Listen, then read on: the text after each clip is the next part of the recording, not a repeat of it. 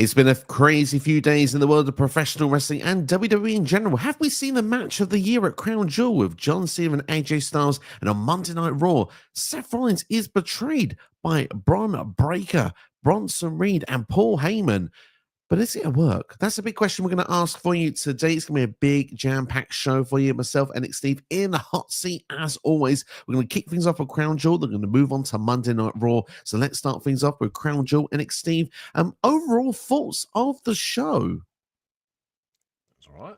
I mean, nothing to really write home about. It was a really predictable show, but that if anyone had seen the prediction show, they would have known. The card was all predictable. And I'm sure. I think I might, out of fun, might have predicted some random other options, but yeah, it's a nothing show really. It's a shame, and like I have an idea on what they should do to book it in future to make it a little bit more unpredictable, but we'll get to that. Actually, well, is that a stipulation, or is that just something to do with storytelling of one of the matches in general? So we know obviously that the Crown Jewel title is champion versus champion for the Crown Jewel title. Yes.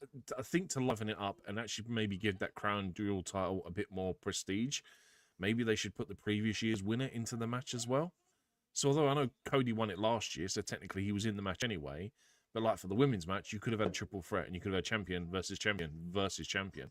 Give that the winner of the previous year a chance to defend the thing. Absolutely. It's a shame because Liv Morgan was the inaugural winner. An injury obviously played its factor with that one to make that not possible. But certainly for next year, if you've got Stephanie Vaquer, Seth Rollins kicking about, they should have the honor to defend it. So, yeah, I personally kind of like that idea that you've thrown out there. And plus, triple threat matches are fun, aren't they? They have their own flavor. Someone gets protected not being involved in the pinfall. So, yeah, I mean, I can see your point of view with all of that. But we're going to dive straight in and give our let's say, and some of it's going to be quite brief, I would say. There's probably two matches that'll be a bit more detailed. But first and foremost, obviously, Roman Reigns losing to Bronson Reed. This had all the shenanigans going through it in the Australian street fight. Bron Breakker getting involved with the Shield powerbomb from the announcers table on the outside, which got the Usos involved. The Usos trying to make the save, but ultimately, in the end, Jey Uso spearing Roman Reigns through a table, which led to Roman's downfall in the match as well. But then Bron Breakker taking Jey Uso out of the match, and of course then the tsunami from Bronson Reed to pick up the victory. Arguably the biggest win in Bronson Reed's career, one of only two people in history to pin and defeat Roman Reigns and Kazuchika Okada. Brownie points for the other person who's done that. 1, 2, 3, Finn Balor. This is amazing for Bronson Reed as someone that's got the future ahead of him, someone that's going to be a big-time player in WWE. He needed this, in my opinion, of course, in his home country of Australia as well, which makes it even better.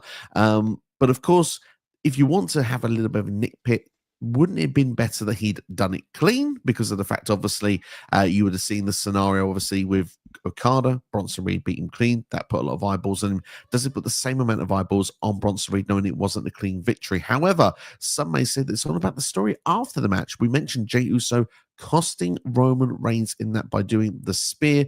Roman had said to the Usos not to get involved in this match. Of course, he got angry at the end of it as well, said, no one thinks I can do this on my own, and pretty much told them he did not want to see them until Christmas, walking out and probably, let's say, due for another return for WWE in a few weeks' time. Your overall thoughts then of Roman Reigns and Bronson Reed?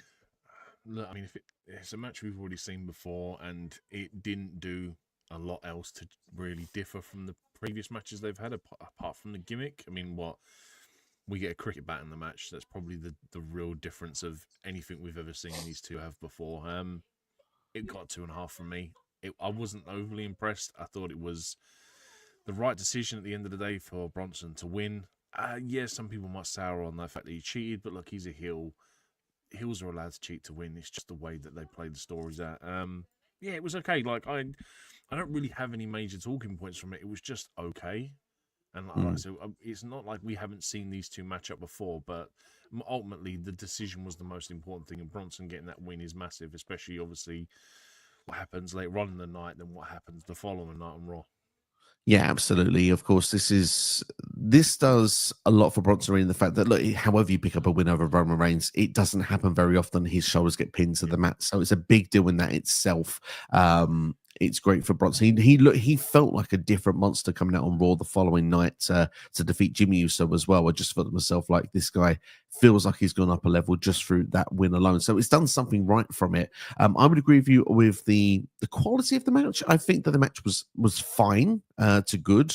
I wouldn't say it's the best match I've ever seen. Certainly not the match of the night on this show. But all in all, like you said, this was something that needed to do, and that was actually further, I suppose, the tensions between Roman and the Usos, potentially with this also Jey Uso pretending to be a tribal chief kind of storyline, plus Bronson Reed obviously looking strong, and obviously with the Vision looking fairly strong as well as it goes on tonight. It's a good night for the Vision on this night. One person doesn't seem to have his eye on the Vision when it comes to Monday Night Raw, which we'll talk about later. Yeah, like I mean, they've booked Roman. They protected him in the loss. Oh, it's a Aussie street fight, whatever. It's hardcore. You can be creative and use imaginative ways for him to lose the match. Obviously, you then add the Usos into it. Jay spearing Roman is, I suppose, probably the most interesting thing, because although he says he doesn't want to see him till Christmas, so you can clearly tell the Usos are on Roman's shit list. Excuse my French. Yeah, I suppose it was more just like very much about what happens afterwards with these. So the terms of what happens with Jay in terms of, is he turning heel, whatever. But right decision at the end of the day. Absolutely. I guess as well, this could lead to War Games, but perhaps maybe War Games has had a spanner thrown in the works. We'll be discussing that further later on. But you give that a 2.5 star match. I'm going to give it a 3. I thought it was, a fair rating for it. This one, it was an okay, decent opener to the show. Second match on the show for me was one of the Crown Jewel Championships, and Stephanie McMahon defeating Tiffany Stratton. Solid match between the two, but honestly, this match was so quick. If you blink, you missed it. It was only 10 minutes, by far the shortest match on the show. Tiffany Stratton missing her best moonsault ever. And of course, Stephanie McMahon landing her spectacular corkscrew sort of moonsault from the top rope, which is, unbelievable finish, and an unbelievable 2025 for Stephanie McMahon, the first person ever in WWE history to hold 4 championships, 4 WWE titles in a single calendar year.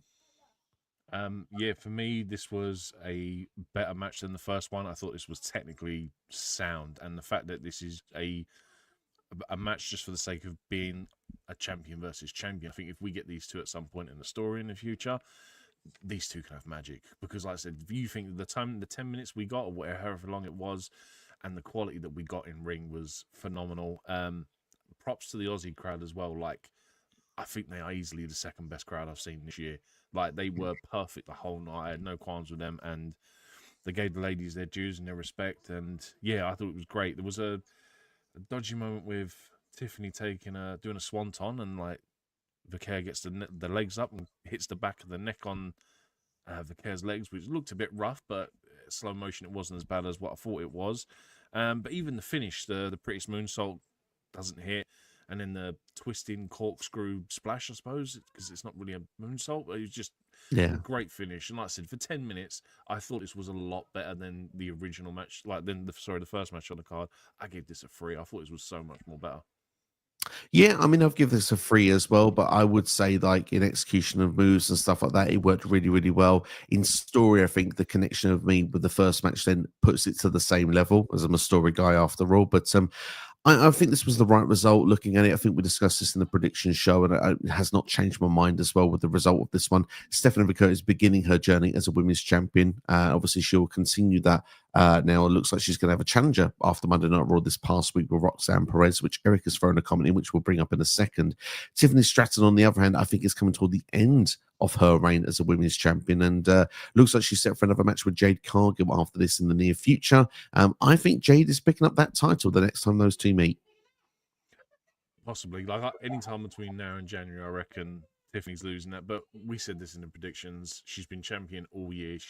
That's her first singles loss, and she's 17-1 for the whole year in singles competitions. It was bound to happen. Vaquer, being the new champion, was obviously going to win this. Yeah, great first run as a champion.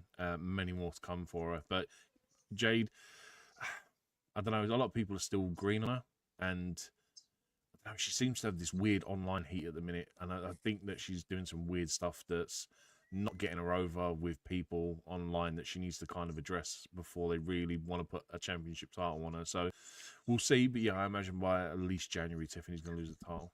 I'm going to predict Survivor Series, but I wouldn't be surprised if that was to be Saturday night's main event at the start of November. Eric says, can someone please explain to me how Roxanne got a title match when she got pinned by Bailey literally 20 minutes earlier? It's a very good point, Eric. We're not going to argue that, but win-losses don't matter in WWE according to WWE. And I mean, Roxanne said her point was that she beat Io Sky, was the last person to beat Io Sky before Stephanie McCurr did. So she claims she should be in the match to begin with. So I guess it's heels using psychology to get their way, even though you could argue now that Bailey should be in the match instead. You would think that, but like you said, it does. Wins and losses don't mean jack in WWE. So, I mean, Vickers doing that typical babyface thing. You want some, come get some, essentially. And Roxanne Perez is an easy victory for Vickers. So they're going to build to someone else being that next credible competitor to even give you the remote possibility that they're going to take that title off of her. The good thing with that one, like you said, that's obviously it's probably a clear Stephanie McCurr win at this point. But those two have got history. They've wrestled in NXT previously. We know there'll be a really solid match between the two on Raw, which establishes McCurr as champion. And then after that as well, you probably get Raquel Rodriguez as the next one. You've almost got like the one member of the Judgment Day to then play up to the next one. And depending what they want to do when Liv Morgan returns, they might even throw her into the mix if they're all on the same page. But of course, they've all got to be on the same page when she comes back. So, yeah, there's some ideas that they can play with that, but we'll have to wait and see how it will all turn out.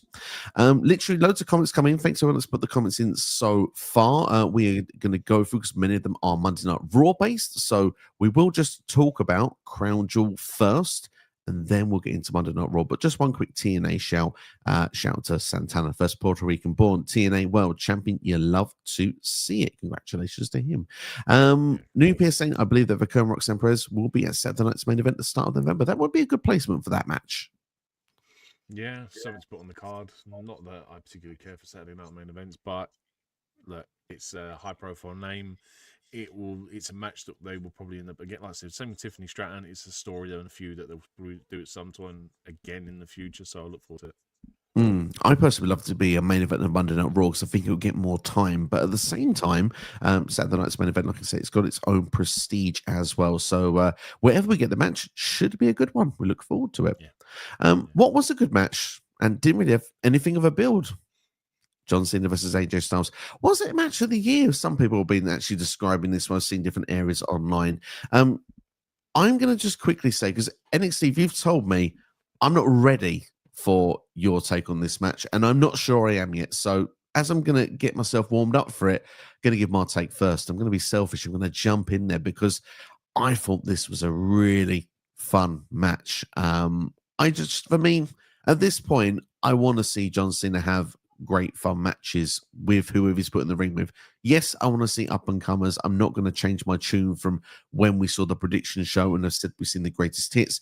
I want to see some up and coming talent. But if we are going to see John Cena versus AJ Styles, at least make something fun of it. And do you know what they did? Mr. WWE versus Mr. TNA. They did that with so many tributes of finishing moves, of knocks to some of John Cena's great rivals, or rivals, if you want. Perhaps maybe Rusev in there with the accolade. We see the skull crushing finale from The Miz. From AJ Styles' side, all these TNA feuds he had with the likes of Christopher Daniels being using his finishing move, Kazarian, which of course you could say was a Hangman sort of knockoff as well. Samoa Joe in there as well. And it's just, yeah, there's so many great ones. And for me, I had a fun time and I was able to just ignore the stuff that perhaps maybe I expected, which of course, yes, I expect a storyline, I expect a purpose for the match. But if we're going to get a good match, sometimes it's important to just sit back and enjoy the show, because with John Cena, he's not going to be here in 2 months. AJ Styles, he's going to retire at some point in 2026. Let's enjoy them while we have them. This was the most indie bullshit match I've ever seen on a WWE card. Like, AJ Styles and John Cena have had great matches before, and essentially this was a copyright infringement match. Like, there should have been cease and desist sent out for this. It was absolute indie bullshit. And you know what? I fucking loved it. I thought it was great. I honestly fucking loved it. It was so much fun. Like, I genuinely, like, I hadn't seen it, and I'd just seen snippets of, like, choke slams, tombstones, Kakina clutches, cross faces, and I'm like, what is this? You seriously cannot be telling me these guys have had a great match before without having to steal all this stuff. And I was like, this has got to be the most BS match I've ever had in my life. And then you watch it, and you're like, oh my god, it's fantastic. I loved it. Like, it was so indie wrestling. It was like, I don't know I don't know how to feel about this. Like, I should hate this because it is. It's an easy cop out match. They're just stealing everyone else's finishes and kicking out of them as well. And the thing I respected as well was that Cena did the tombstone, then the AA, and got the win. So he protected the tombstone from the pile driver from being kicked out of, which I would have been pissed about, because obviously everyone else's skull crushing finale, whatever else, you can kick out of it all day long.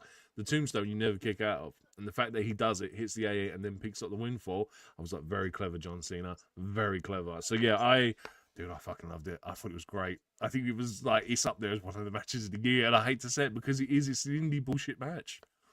It's really up there as one of the matches of the year. I don't care. Throw hate, throw shade at this direction. I don't care. I had a fun time. It was a brilliant match. And like you said, there are things about this match that you turn around and say traditionally, perhaps maybe I wouldn't like, but at this stage of the game, I just sat there and I appreciated. The crowd were absolutely loving as well.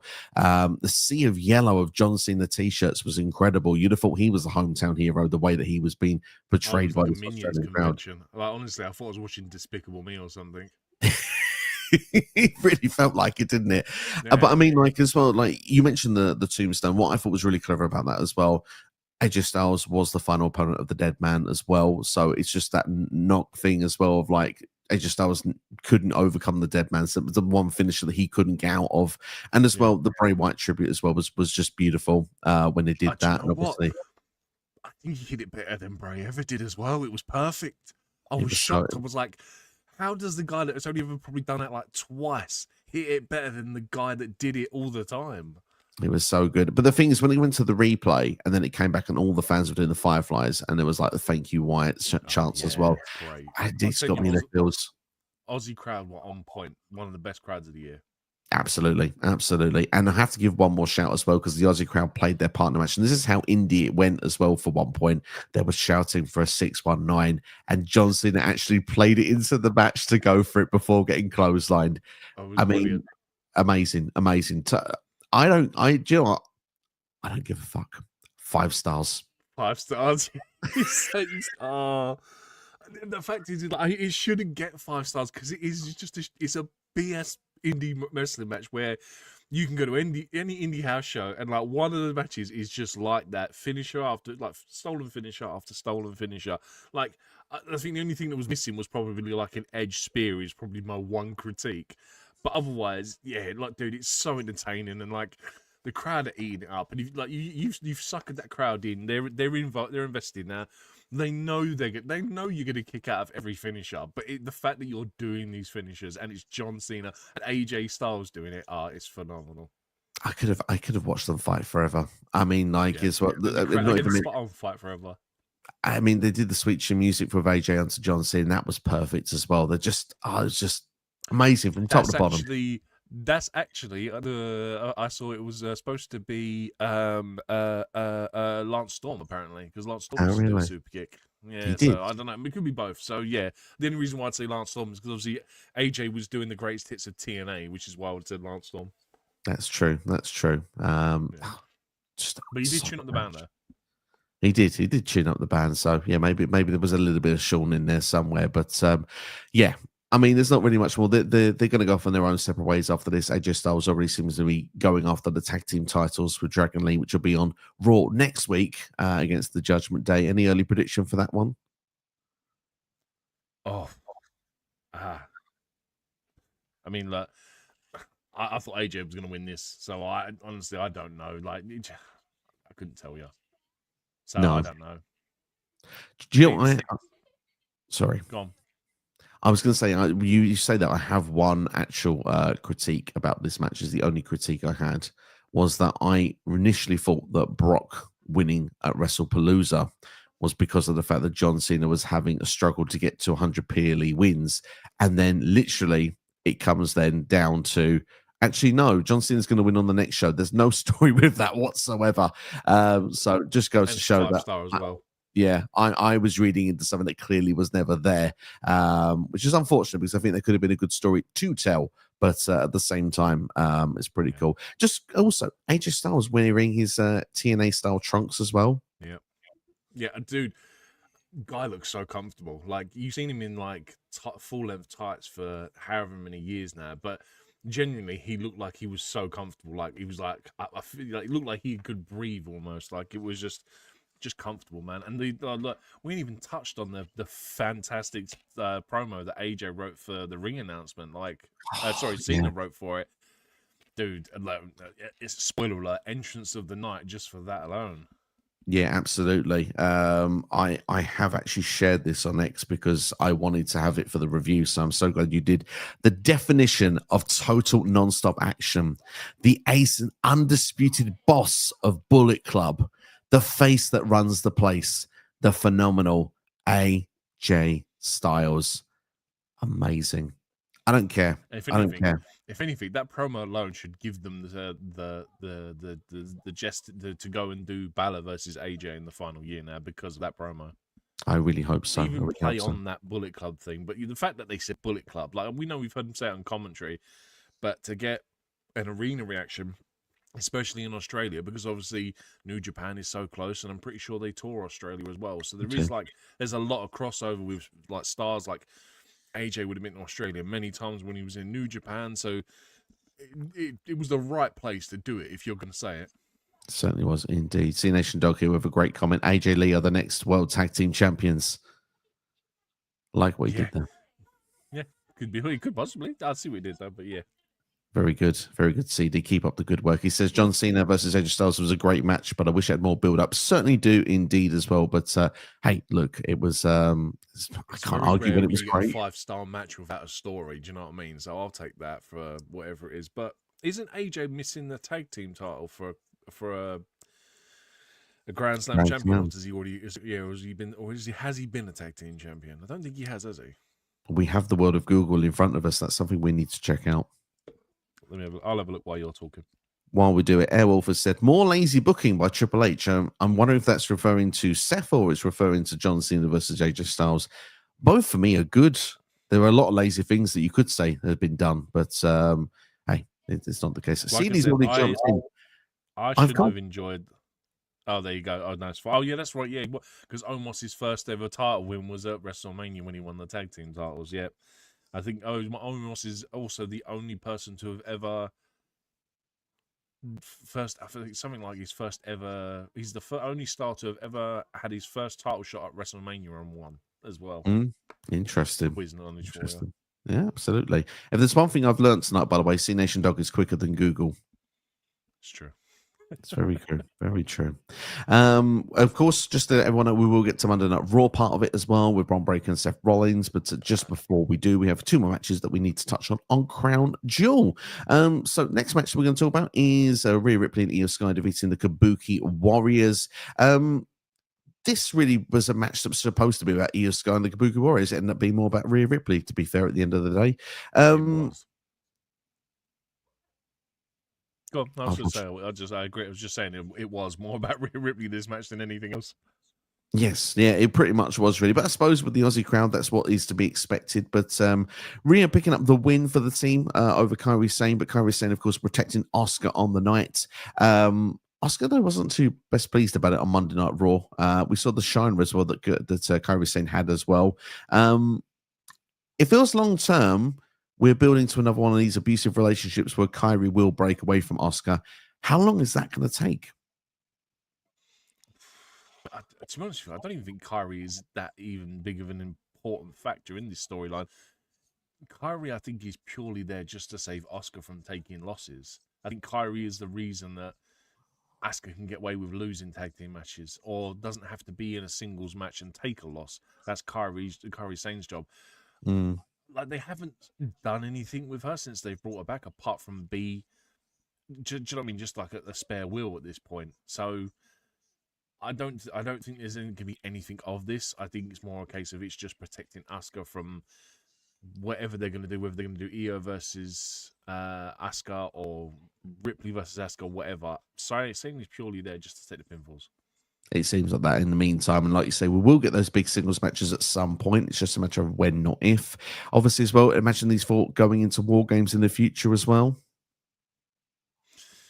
Yeah, probably will be opposite each other.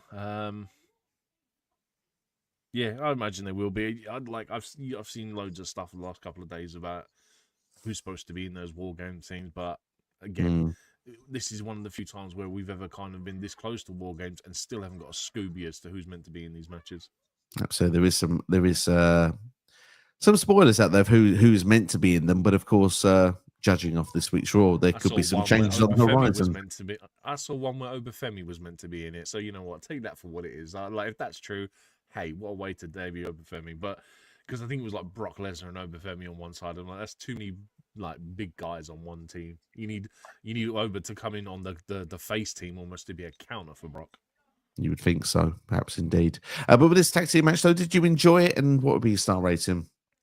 I thought this was very underwhelming. I felt that this whole match was just building for that hot tag for Rhea. She didn't need the win. Bronson had already got the win earlier on the night. I thought this was the one time that they could have taken that loss. I was a bit critical of Io at the start as well because she was doing some headbutts that just weren't convincing at all, and I was like, and then I let it slide because like the rest of the match is like half decent. If anything, I think Io, Asuka, and Kyrie were phenomenal throughout this match. I think they put on a solid tag team match, but ultimately it was building to a hot tag for Rhea Ripley. And it even shows at the end of the match when Io picks up the win, they play Io's music for about 20 seconds and then they cut to Rhea Ripley's. And I thought it's crap. It's a cheap hometown pop that should have been booked better. But I don't know, WWE are afraid to let Rhea Ripley lose now in like her hometown essentially. So yeah, I wasn't a fan of it. I gave it like a 2.5. I thought it was okay. Like I said, I think the other three had a better showing than Rhea did throughout the whole thing. I'm going to agree with all of that. And for me, I thought this was just TV quality. That's where I'm going to stand with it. TV quality. It was a standard tag team match. Nothing really to, sing or to scream about afterwards, really. But yeah, it was fine for what it was. Like I say, Io picking up the win on this night. Rhea Ripley, of course, picking up the win over Kairi Sane on Monday Night Raw. But yeah, it was okay. But 2.5 star rating, I think, is fair. Tom Talks Rubbish is in the house. Good to have you here. Hope you're doing well. And of course, he's got plenty of interviews on YouTube, including NXT and myself. We've been on that channel as well. So if you've not seen them, go and check it out. We got here, C Nation says almost is the only person to win the title in his debut match with a location being a WrestleMania. So there you are. Fact checked. Done indeed. Thanks. Noob says WWE is definitely going to make us wait on the long game, aren't they? With the Asuka, Kairi Sane, and Io Sky, with this Asuka abuse, Kairi angle, aren't they? Yeah, pretty much. It seems to be another one of those long-term storylines that Triple H loves so much. WrestleMania 44, anyone? And then Noob here says as well that Rhea Ripley needs to stop doing headbutts because they may cause a concussion. They do look pretty brutal every time they are connected. But last match then on the show, probably the other biggest talking point on the show was Cody Rhodes versus Seth freaking Rollins for the men's Crown Jewel Championship. Of course, Seth pretty much Cody was in his head from minute one. Seth just couldn't get out the blocks no matter what happened, to the point he started abusing commentary. He was having to go at Wade Barrett for his comments. He tried to then realize he couldn't get the job done despite the fact trying to play mind games with Cody, doing the Stardust stuff, wasn't working.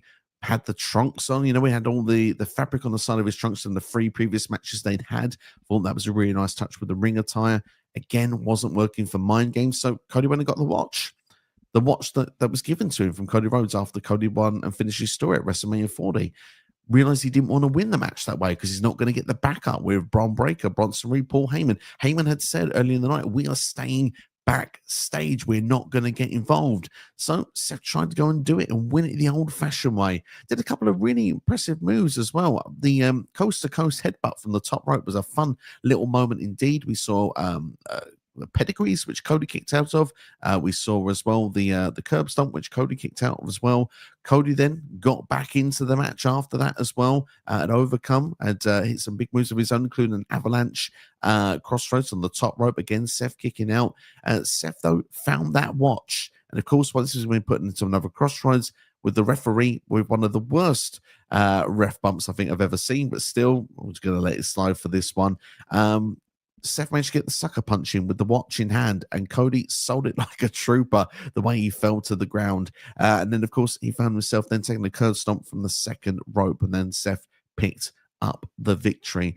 Story-wise, decent match. Execution, decent match. It was a bit long for my taste, though. Yeah, I think apart from the finish from this almost could have come across as it was almost like a Seth babyface turn. Aside from the finish where he hits him with the watch, I was getting very much like we're getting a Seth turn here right in this match, and his character work is phenomenal throughout. Like you said, he's arguing with Wade Barrett and Michael Cole, and obviously, like I said, Cody's in his head from minute one, and I genuinely felt like we were getting a face turn. And obviously the way the match plays out and how it finishes, and the gnarly like springboard cutter that Cody does where just no one's there and he just flat back bumps that's horrific. Like, I imagine that sucked. Yeah, it was long, and you expect that from a main event with these two, but they're trying to tell some sort of a story. The only thing I'd question is that, like, if Seth's injury is legitimate, why would this match run this long if he's just going to go off TV injured? So this is the only thing, like, giving the crowd their money's worth, I don't know. Obviously, it's for the men's Crown Jewel Championship, so it kind of has to be main event. So I don't know. It's the only thing I'm not too sure on. But look, it was okay. It was entertaining.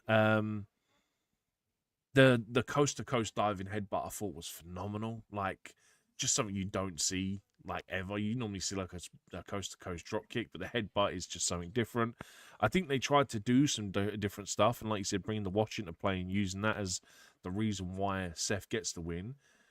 It drives story narrative, but now again, if Seth's injury is legitimate, you kind of pissed it all away, really, and there's really no point there. We've got nothing to go off now, so I don't know. It's going to be interesting, but yeah, this was definitely longer too. It was longer than it really needed to be, but like, props to Seth because he was trying to tell a really good story in there. Absolutely, yeah. I thought Seth's character work was fantastic in the match, and it's a bit of a long match for my taste. I think you could have trimmed 5 minutes or so off of it. I think it would have had a more effectiveness for me in the result, but still, a lot of kickouts to a lot of finishes and stuff like that, and that obviously plays its part as well because you think, okay, they've kicked out of that, and Avalanche Crossroads for me was a bit of a surprise of a kick out, but it is what it is. But all in all, I thought the match was solid enough. The match was solid enough. What would be your star rating? To be fair, I gave it a 4 because, like I said, I thought it was entertaining. The problem is obviously where the story is all about Seth getting that win, and it's really hard to try and do something creative that we haven't seen before. And like you said, you do the watch finish, you do the crossroads off the top, which was phenomenal. I can't believe I completely like skipped over that. And then, like you said, the coast to coast diving headbutt. They tried to make it feel like it was different from all the other matches they've had, and I enjoyed it. But like you said, it was too long, and although these guys have history, it's for a nothing title that we're not going to see for another 365 days.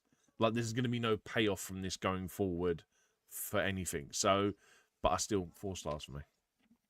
3.75 for me. Thought it was a solid match. I've already said I would like to be a little bit shorter, but I think there's enough there to do this match again at a later date, and that later date obviously is not something in the near future, we'd assume, unless Cody ends up in War Games with Seth. If Seth is there, there's a lot to dive into with all of that, but we'll continue our Seth conversation. But just before we do, let's wrap up Crown Jewel so that we have done our parts for you. OMG moment of the night. I mean, that there's a handful of things you could have picked, like you said, the crossroads or coast to coast. I'm gonna pick the John Cena AJ Styles match. That is the OMG moment of the night. It was so. unexpected and yet fantastic.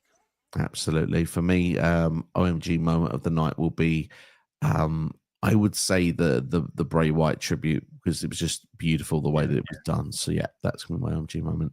Match of the night: John Cena, AJ Styles. Yeah, easy. Entrance of the night: John AJ Cena. Styles. Oh, AJ Styles for me, because that ring announcement was fantastic. Yeah, superb. Yeah, I mean, all of it really. There's no wrong answer when it comes to that. MVP of the night.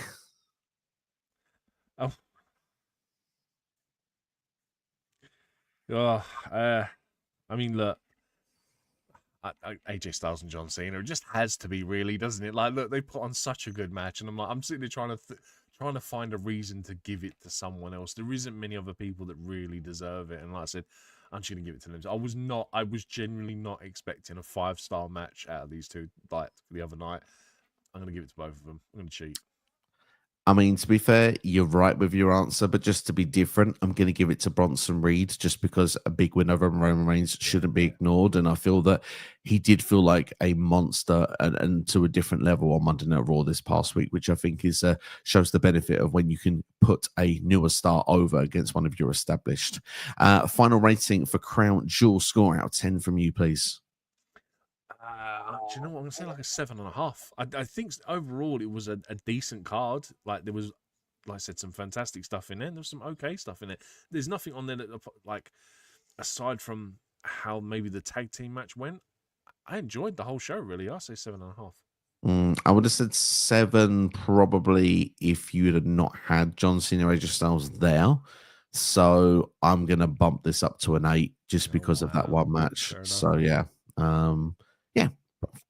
All in all, this ticks a lot of boxes. So yeah, happy with the show. Right. CD really wants us to read his raw comments, but the problem is though, CD, I feel we just need to give our takes on it first with Seth Rollins, because there is a lot of them. If I read one, I've got to read everyone's. So I'm going to be fair. We're going to have our take on Seth Rollins being betrayed by Bron Breakker for about 5 minutes, and then we're going to let the comments determine the rest of the video. I think that's fair, isn't it?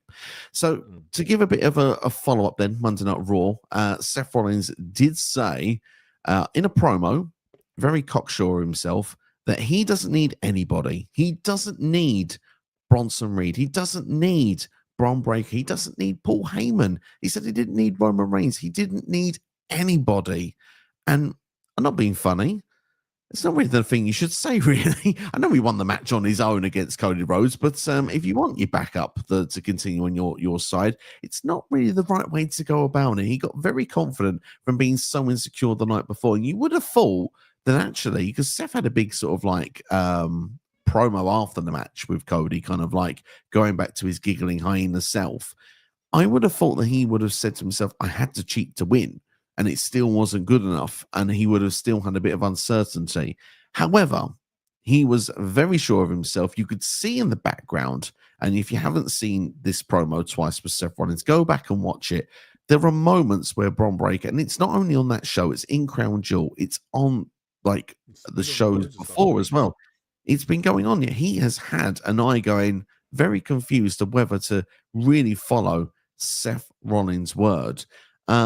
As the show would go on to continue, we would learn the next number one contender for Seth Rollins was a triple threat match with CM Punk versus Jey Uso versus LA Knight. Of course, they were the 3 challengers at Clash in Paris. On this occasion, CM Punk picked up the victory, pinning Jey Uso. I thought it was interesting that Jey Uso took the pinfall because earlier in the night, he said he had helped Roman at Clash in Paris. That cost him that fatal 4-way. And of course, he wasn't going to help Jimmy Uso, but did in the end against the Brons when they'd taken him out after the match. And of course, he took a bit of a bump as well. Had that played a factor into why he lost his triple threat match in the main event? That's great storytelling for their story moving forward. But for the story we're going to talk about right now, CM Punk wins. He's off into the sunset, but just before he is, there's a beatdown from all of the Brons and, of course, from Seth as well on everyone that's around ringside at that point. Seth then is gloating towards the end of the show, and just as he turns around, he eats an unbelievable spear from Bron Breakker. It's such a good spear, and Paul Heyman's facials selling it is just amazing. He really buys it as if he's watching it shocked for the very first time. The fans lap it up. I'm not being funny. from everywhere I've seen on social media. Many people reacted in shock and amazement. Some people have said that it's one of the best things they've seen on Raw in a long, long time. Cynical me. Sorry, that's fine. Yeah, no, that's fine. Hey, just the idea that it's the best thing you've seen on Raw all year. It's like, yeah, well, it's just been a year of great moments for Raw, isn't it? Well, it's said in a long. I've said some people said in a long time, but I mean, like for me, there's a cynical part of me. Seth's got history. I know that there's reports going out that Seth is meant to be injured. It could be a broken arm. It could be a separated shoulder. It's meant to be from the spot of the coast to host headbutt that was done in the Crown Jewel match with Cody Rhodes. Yeah. The reason that he's then not being exposed on Raw is that he wore oversized clothes so that people couldn't see the injury that well. That's why he looked as ridiculous as he did, but he always looks ridiculous as Seth freaking Rollins. It's what he does. So I'm not sure I buy that aspect of it. I'm not sure I buy the fact that he'd be able to do an avalanche crossroads on the top rope after doing such damage to an arm or a shoulder personally in that Crown Jewel match. He carried on for about another 10, 15 minutes afterwards. I'm not sure. I said this before. Seth has got history. Seth has been someone that has, won Money in the Bank, lost the match of LA Knight through what's meant to be injury. He was in a crutches and a cast for 5 weeks, only to then prove it was a ruse at SummerSlam, cashing in on CM Punk. A part of me just feels we're about to get part 2, because there is one side of this. The Vision's no more. Bron Breakker is a star that's going to break out for the future. It's going to go for that world title now as soon as Seth Rollins is back. And he's got Bronson Reed and Paul Heyman by his side, who have taken his side. They had the choice, Seth or me. They both went with Bron. Or this is just a story to play out till when we get Seth versus Punk, and then the same old Vision tactic is going to happen, and it's Punk who's not got 2020 because they're going to be the ones to cost CM Punk. NXT Monday Night Raw. First off, your thoughts of the segment, then the fallout, please. Is it a work? Yes. Look, it is a great moment, because I think no one, everyone's just critiquing the fact that it's so soon after this whole faction's been put together, and obviously that kind of plays more into the legitimacy that the injury is real, because it's super rushed. This group should have easily been together till at least Raw after Mania, you would have imagined. Yeah. But like I said, it's a great moment. It's a moment we was eventually going to get. I think the biggest surprise is that it's come sooner than what we thought it was. It's very well protected if it is legitimate, which I'll give them props for. But the problem you obviously have now is everyone is a skeptic and is all like, well, it's fake and he'll be back in 3 weeks. Like, it's going to be interesting to see what they do, whether the title's vacated. Like, I don't know. Like, my problem is if it is fake, what's the point? What's the point in having it be a fake injury? Why are they probably going to do Bron Breakker versus CM Punk at Saturday Night's Main Event for that world title, just to have Seth come out? And I don't know. Like, I don't know. It's a bit of a weird one, and there's probably a lot more to unpack in the next 2 weeks to see where this Seth Rollins story goes. But very well executed. It got the right pop, and then the thing is as well, if you had what I was saying about the Rollins Cody match, it was almost like a face turn for Rollins in that match. And it kind of played into that as well. So, I don't know. It's a case of wait and see, really, more than anything. Like, I'm not going to... There's so many times before we've got excited about the potential storylines, and it just disappears. It jogs on. It goes and does another one somewhere else. So, I'm going to quietly be reserved for the minute and just wait to see how it plays out. That's how I kind of feel. I want to see how it'll play out, because a part of me wants it to be legit, because I feel like, well, that's exciting, a twist I didn't see coming. And although the whole thing is very well executed, very well done. So I'm happy with that. We've got a big talking point to talk about. It's got a lot of people in the comments talking about it as well. And we're going to get to all those in a couple of seconds' time. I just feel to myself that you pull the wool over people's eyes once, shame on you. If you do it twice, shame on me. And I don't know if I want to have that shame the second time round. I got a feeling it's a work. I got a funny feeling it's wall over the eyes. I don't think Bron Breaker's going to be facing Punk with that title. I think it's going to be that we will have announced the date of when Rollins will be back and we'll have the match with Punk because Punk is the number one contender. My prediction right now is it is November 1st. I don't think he's out for 3 months. This is the dirt sheets reporting this injury. So, I mean, I've not heard WWE saying it's an injury. So until WWE says something otherwise, then I may take it a bit more seriously. But at the same time, I just feel to myself that it just makes sense for this to be one of Seth's plans. And then we still get the vision in War Games, Teams Rollins versus Team Punk, because it just makes the most sense. But let's go into the comments because there are a ton of them. And then everyone's had their say. And then we can just play around with this story just a little bit more because I want to play devil's advocate and pretend it's not a work as well. CD says, I'm not buying Seth Rollins' injury. There's a reason we said it first because we wanted to make sure that we had our take and we wasn't just copying everyone else. And I think quite a few people have the same feeling. The more I think about it, the more I see through it. He says, WWE were willing to kick Seth Rollins out of the group, but not to have Seth Rollins vacate the World Heavyweight Championship on the same episode. To me, this smells fishy. It's a great point because if you're really injured and you're going to be out for months, you should vacate the title, shouldn't you? Yeah, but I suppose they want to make it. They want to make Bron look stronger, making it look like he's the one who injured Seth. So I suppose there is that aspect to it where it makes his spears look even more dangerous because he's the one that took him out for a prolonged period of time. So you never know. Should this injury be legit and Bron Breakker is the reason, then let's play the devil's advocate side just for a minute. Let's say that this is legit. Let's say that Bron Breakker has broken away and the vision is no more, and it will be Bron Breakker versus Seth Rollins at a date to be determined in the future. It screams a WrestleMania match, if you ask me. Should Seth vacate the title or the title be vacated from him next week on Raw if this is legit? I mean, I'd rather an Adam Pearce. I think that probably makes it a bit more believable that it is a real injury. Like if he's supposed to have these torn rotator cuff, I believe is the injury he's supposed to have. Whether it is or not, I don't know. But why would you turn up the following week and vacate it? It would. Adam Pearce should do it really, just to, like I said, add that little bit of legitimacy to it. Absolutely. CD goes on to say, I think Seth Rollins will take a few weeks off and then come back for a World Heavyweight Championship match against CM Punk. Bron Breakker and Bronson Reed will come out to act like they're going to help CM Punk, but then help Seth Rollins, revealing Seth Rollins had a master plan all along. I agree with those two comments 100%, and I think it will be at Saturday night's main event at the 1st of November. Yeah, they probably will.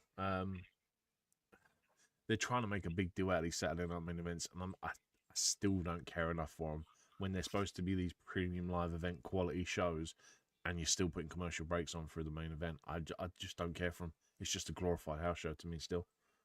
I think going forward, they're only going to be on Peacock. John Cena's last match is definitely only on Peacock, so there's not going to be this timing issue, advert issue. It's all going to go away. Hey, dude, there was adverts. There was adverts at Crown Jewel, and like last premium live event, there was advert breaks. Like it was if anyone watched it live on Netflix, there was a in 3.5 minutes things. Premium live event, man. We shouldn't be doing this in 2025. I don't remember what year we're in then. ESPN's the one to blame for that one, unfortunately. That's all I can say about that. They're the ones with the deal. Noob says, I'm surprised that CM Punk is betrayed by Bron Breakker. I mean, it was a shocking moment. I'll give it that. Definitely didn't see it coming beforehand. I would not have actually predicted it before Monday Night Raw. So, yeah, it was a bit of a surprise in its own way. Noob says as well, I mean, for prime example, wrestlers that lose in hometown, this is going back to the Rhea Ripley stuff we were talking about earlier. Lola Vice lost to JC Jane at No Mercy in Miami a few weeks ago. Very good point indeed. Mike and House says, a good part of me feels that the Seth stuff is a total work and a vision will help Seth Rollins beat CM Punk at Saturday night's main event. It seems like a common theme, doesn't it? A lot of people feel the same. That's just going to get boring and repetitive. I'm like, what's the point of that? Like, are you seriously just trying to find a way to drag out Punk versus Rollins for WrestleMania, which apparently isn't even the plans? Apparently it's meant to be Rollins versus Roman, which yawn for that as well. I mean, to be fair, it made sense for me for it to be Roman, but at the same time, I do feel the Punk one, they need both, and that's the thing. They think they need to have both, but we'll have to see what happens. But yeah, Seth loves having these works around Saturday night's main event. He certainly does, and he's going to force CM Punk again. It certainly would indeed. I mean, the thing is, it's slightly different to the last time. This time, just purely because of the fact that last time it was injury. This time, I haven't heard the word injury yet, but if they're going to play the word injury into it, the group has turned on Seth. So really the focus isn't as much about the injury. The focus is more about the group. And so it's just finding same but different ways to remain ahead of the competition because Seth is a visionary. He's revolutionary. And that's his way of perhaps doing the same thing twice. But the boy who cried wolf will soon get found out. And maybe that could be a storyline that could play out later down the line. Maybe it's a case of this is a... I don't know, I don't know, man. It's just one of them ones, isn't it? Where if it is a fake injury, I'm kind of bored of it. We've just had that. You've had that. What was it? Was it WrestleMania where he cashed it in? I forget now. It was WrestleMania, wasn't it?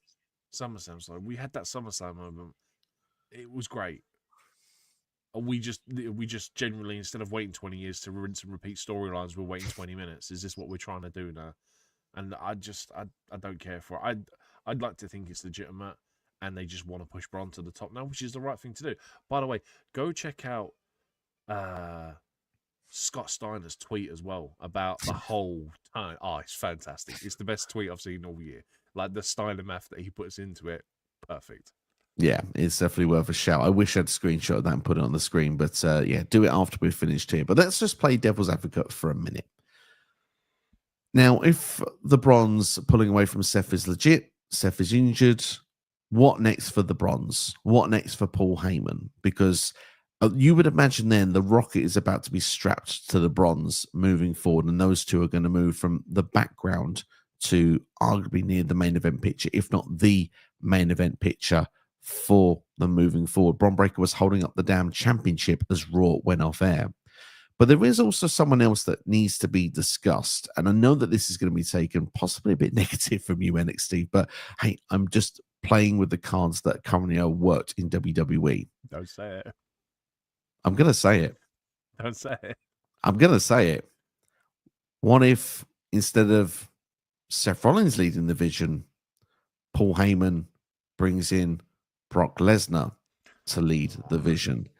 Brock Lesnar, Bron Breakker, Bronson Reed. No. Brock Lesnar does not need stooges, and Bron Breakker and Bronson Reed are too good to be stooges for Brock Lesnar. So the math don't math for me. It ain't mathing. Do something better. We do not need that. That is the biggest pile of crap. If you bring Obafemi in, have Obafemi come in. I'd rather Obafemi be an enforcer for Bron and Bronson, even though they don't need it. But no, definitely not Brock Lesnar. I would hate that. I don't even want to see Brock Lesnar on TV. So why would I want him in with like two of the hottest talents on the roster? Nope. No, thank you. I mean, I don't want to see it either, but I just wonder if there was a 33% chance of it happening. Well, that's what happens when he's a genetic freak. Yeah. The thing is, I mean, CD's brought in a comment here. Let's see what he's got to say. He says Brock Lesnar is a part-timer, though, so the vision would pretty much still be Bron Breakker and Bronson Reed most of the time, which is correct. Brock Lesnar will just come in when it's need be. I don't think it will happen just purely because I think Brock will come back for Cody. I was surprised that Brock Lesnar was not on Crown Jewel. I know it's a long way to travel, but if you want to build to, I mean, the Royal Rumble's in Saudi, and there are rumors that still Brock will be in War Games as an ally of the Vision. That's why I think it's just worth a mention. But spoilers out there. I say spoilers, it's not really a spoiler, but a Dave Meltzer report has suggested that Austin Theory could be about to join this group at some point in the future. Maybe they can introduce Austin Theory as a member of the Vision with this work too. They could do. I mean, this is going to be a bit harsh to say because I think Austin Theory is a great talent. And he's still young. He's got so many years ahead of him. So I think he will find his way towards the top of the pecking order at some point. He's got history with Seth Rollins and, you know, arguably his history with Paul Heyman as well, probably more importantly. The Vision need a fall guy. Austin Theory would be perfect for that role, wouldn't he? Yeah, but I don't want Austin Theory to be. I wouldn't mind Austin Theory being a Paul Heyman guy. That sounds great. But look, I suppose if you want someone to take a pinfall, Austin Theory is kind of that guy that pinfalls don't really hurt him. Like he can take 50 in a row, and it probably wouldn't matter because like people kind of know that's his designated spot. But ultimately, at some point, you want to see that payoff where he becomes a guy, the guy. Who knows? But I don't know. I don't really want to see Austin Theory taking pins. He's been doing it for so long already as part of A-Town Down Under.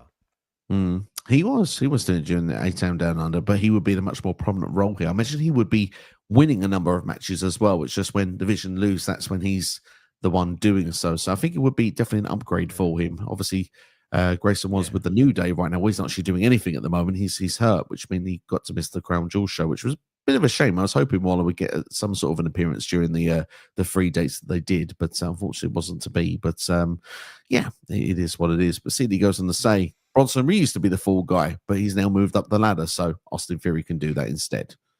That's a fair point. That's a fair point. Ray actually preferred TNA Bound for Glory than Crown Jewel, which, I mean, each of their own. I mean, I enjoyed both shows. I think both were fantastic. So, can we just talk about Javon Evans versus Leon Slater for 2 seconds if you've seen it? Just give me 1 second, and I will give you the floor. Go for it. Oh. What a BS finish for an awesome match. What terrible finish. Absolute WWE booked finish. Like TNA doing the 20-minute time limit thing just to get 5 more minutes to get another screwy finish is shit. I'm sorry. Guys were having a killer match. Leon Slater TNA don't want Leon Slater to lose that title. WWE don't want Javon Evans to take a pinfall. Let's book a screw finish with a Dark State. That's all these guys are in there for, is to be cannon fodder for screw finishes. That's all they're in there for now at the minute. I do not care about them. All they've done is ruined a perfectly good match that would have got somewhere in the 4+ region in a star rating. Yeah, I mean, to be fair, Dark State got heat, but I think it's go away heat, to be perfectly honest. I mean, I'm not a big fan of the Dark State group anyway, as it is. This didn't do anything to make me feel like, oh, I want to see them get, beat for this. I want to see Leon Slater and Javon Evans as a team on NXT this Tuesday. No, it just made me want to see Dark State even less. I just, like you say, to do they should have, if they were going to do the interference, they should have just done it in the 20 minutes, and they should have done it with like a minute left or something. It would have made more sense. But there were a few questionable booking decisions on this show. It's a very good show. I particularly loved Hardcore War. Thought that was really, really good. Got all the emotion with Hardys and Dudleys, although Jeff Hardy did his best to probably break his neck with the first swanton off the ladder through Devon, which pretty much put his back of the neck on that ladder, which was very gnarly to say the very least. I really enjoyed, what was the other match I quite enjoyed? I enjoyed that X Division match until it got the screwy finish. So, and the Calling Shot Gauntlet's always a lot of fun as well, to be fair. The fans, though, crapped all over Nemeth and Kazarian both holding the thing together. I really thought, C Nation's still with us in the comments. So he predicted, for those that don't know, he predicted that Rich Swann or AJ Francis would win the Call Your Shot Gauntlet, and then they would cash it in later in the night after the Hardys had defeated the Dudleys. And I thought for myself, when I saw Nemeth and Kazarian fighting over who of them gets to go be a world champion, I thought both of them went, screw it, we're going to go and get the tag team titles and do it on the same night. I thought CD's prediction was going to come true, but with different wrestlers. And I honestly feel, although it could be fun and creative moving forward for Nemeth and Kazarian, felt like it was a missed opportunity. Yeah, I like the idea of the Call Shot Gauntlet, and the fact that an entrant can be like 3 or 4 people, I think is fantastic. But we summed it up in the predictions, like we didn't have a Scooby who was going to win it, and the fact that Kazarian and Kazarian still hasn't been TNA champion, has he? No, he's not. He's not been a world champion. No. I think ultimately that is the long-term goal, is they want Kazarian to be world champion, because it's the reason why he went back to TNA from AEW. But I don't understand why you need to put it on Nemeth as well. The guy's been TNA champion, doesn't really need it. He's kind of in the tag team division with his brother at the minute. Is this just like a cheap story to get cheap cash-ins with this trophy thing or however they do it. I don't know, but I mean, look, Kazarian wasn't my first choice, and I think obviously because of contract situations and all everything else they've got going on, it was really impossible to even try and pick a winner. And I went with Zachary Wentz just because it was a long shot, but Nemeth was probably the right choice just because he's still under contract. Yeah, absolutely. I picked Joe Hendry. He wasn't even in the match, so there you go. It tells you everything, doesn't it? But look, ultimately, end of the day, excuse me, good show. I thought Bound for Glory was a really good show. I thought there was a lot of fun parts of it. Some of the finishes were a bit weird, and CD goes on to say the same. They need to stop with some of the BS finishes. Yeah, and WWE Talent still holding the titles in TNA. I thought that would change as well. Although I'm not surprised to see Kalani Jordan retain the title. She just won it. It did seem a bit of a random decision to give her the title to begin with in that case. Yeah, I mean,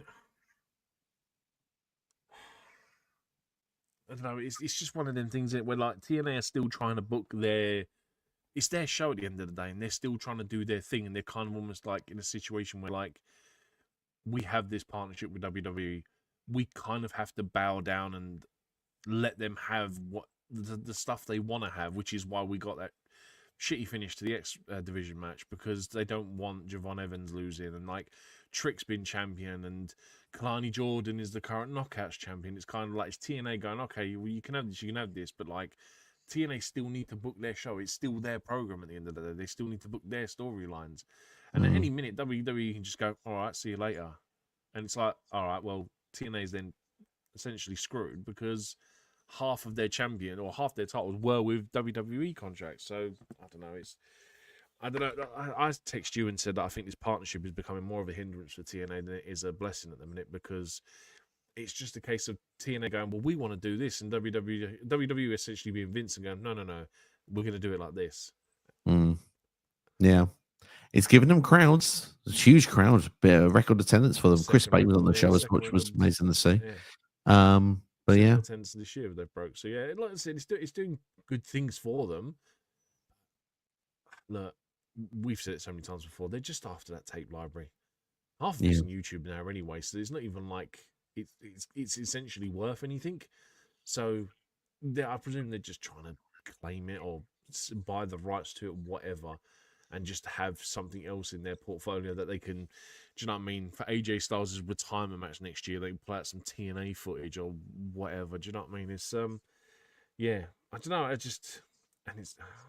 just one of them things, unfortunately. Like I said, I think the next sort of year is going to be really interesting for TNA, even the next month, because apparently they don't even have TV booked, and apparently they're supposed to be coming out full sale with TV. So you can already see where it's going. So I don't know. Like, hopefully, at this rate, I don't really want WWE to buy it. I want TNA to be a separate company and just benefit from the partnership, get these record numbers, these record viewerships, get people interested in the product.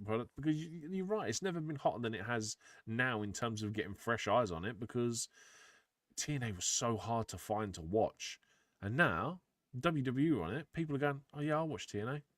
I've seen Leon Slater. Now, Leon Slater's great. Where do you think that kid's going when his contract's up? He's going straight to WWE because they know that kid's worth money. Yeah. And Nick Nemeth actually made a mention of that in the interview with Chris Van Vliet as well this past week. And last comment I'll bring up was got work in the morning. Need to hit the hay in a second. Nick Nemeth didn't need it. Kazarian should have won it by himself. There is an argument for that. I think we're going to see these two cash it in for Genesis Freeway against Mike Santana. That's a little prediction there. I lied. One further comment. I want TNA to be the company on its own too. We need alternatives besides WWE and AEW. Power to that. That's a great way to end your local indie show. Absolutely, indeed. Thank you all for watching. It's been great having you all here. If you can, please hit the like button. And not said this before, if you've enjoyed the video, hype the video. It's a new thing on YouTube. If you can hype a video, it helps get more traction to the videos. So you only get a few of them a week, but if this channel... Do we have to start doing Mojo Rawley impressions now? Is that what that basically means? Well, we won't just get hyped for you. We'll stay hyped. There you are. You've done it to yourself, Nick Steve. I weren't going to do that, but now I pulled out the bag. It's going to be done each and every time. But yeah, thanks all for watching. Look after yourselves and each other. We'll hopefully be back with more content for you later this week. I've got a fun one I want to do for you that's based on Chelsea Green with the Secret Harvest, and also Wrestle Dream from AEW is later this week. So keep an eye out for that as well. Take care. Look after yourselves. We'll see you for the next one.